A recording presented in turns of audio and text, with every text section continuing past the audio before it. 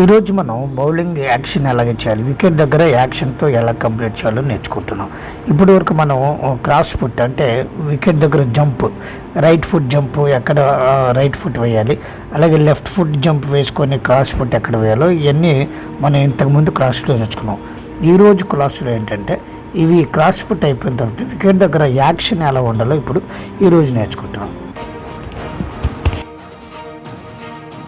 పరిగెత్తుకొని వచ్చిన తర్వాత వికెట్ దగ్గర రైట్ ఫుట్ పడి లెఫ్ట్ ఫుట్ పైకి లిఫ్ట్ చేస్తాం అనమాట. అంటే నీ పై భాగానికి వస్తుంది.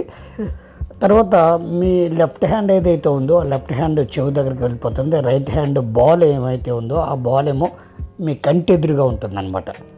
కంటి ఎదురుగా పెట్టుకొని మీరు ఐ షూట్ చేయాలన్నమాట. ఐ షూట్ చేస్తూ మరి బౌలింగ్ యాక్షన్లో ఉండాలి మీరు ఎప్పుడు కూడా. ఇది చూసారా, లెఫ్ట్ హ్యాండ్ పడుకొని ఉంది, నిలబెట్టలేదు. ఇప్పుడు పరిగెట్టే విధానం నేర్చుకుందాం. అంటే వికెట్ దగ్గర పరిగెట్టే విధానం మనకు తెలియాలి. బంతిని గ్రిప్తో గట్టిగా పట్టుకొని పరిగెత్తడానికి మీ బెల్ట్ ఏదైతే ఉందో ఆ బెల్ట్ పై నుండి యాక్షన్, అంటే పరిగెత్తేటప్పుడు రెండు హ్యాండ్స్ కూడా బెల్ట్ పై నుండే రావాలి. అప్పుడు యాక్షన్ పెట్టేటప్పుడు మీ బాడీ టోటల్గా టర్న్ అయిపోవాలి. ఎటువైపు? అంపైర్ వైపు టర్న్ అవ్వాలి, అంటే వికెట్ వైపు అనమాట. ఈ బాడీ టోటల్ టర్న్ అయినప్పుడు మీ హ్యాండ్ ఐ పాయింట్ దగ్గర ఉండాలి. ఈ బాల్ మాత్రం ఐ పాయింట్ దగ్గర చూసుకోవాలి. చూసారా బాడీ అలాగే ఉందో, స్ట్రైట్గా అటువైపు తిరిగిపోయింది అనమాట, అంటే అంపైర్ వైపు. మీకు బ్యాట్స్మెన్ వైపు ఏమో హెడ్ ఉంటుంది.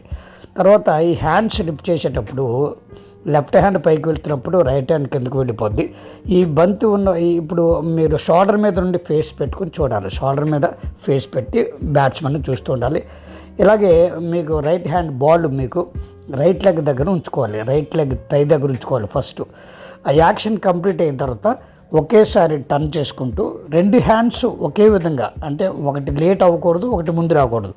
ఇలాగా రెండు హ్యాండ్స్ ఒకేసారి మీకు మూవ్ అయినప్పుడు అప్పుడు ఫాలో త్రూ కరెక్ట్గా వస్తుంది అనమాట. ఇప్పుడు చూడండి ఫాలో త్రూ ఎలా ఉంటుందో. ఈ విధంగా ఫాలో త్రూ కంప్లీట్ చేయాలి. మీరు కంప్లీట్ చేసినప్పుడు మీ బాడీ స్ట్రెచ్ అయ్యి ఉండాలి, మీ ఫేస్ బ్యాట్స్మెన్ వైపు ఉండాలి.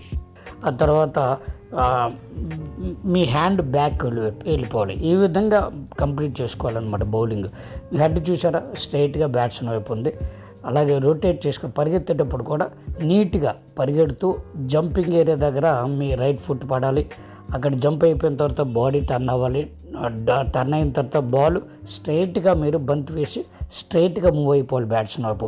ఈ విధంగా ఈ బౌలింగ్ సిస్టమ్ మీరు డ్రిల్స్ బాగా చేస్తూ ఉంటే ఆటోమేటిక్గా మీలోనే ఏమిటంటే ఆ బౌలింగ్ విధానం తెలిసిపోతుంటే ఈజీ అవుతుంది బౌలింగ్ నేర్చుకోవడం.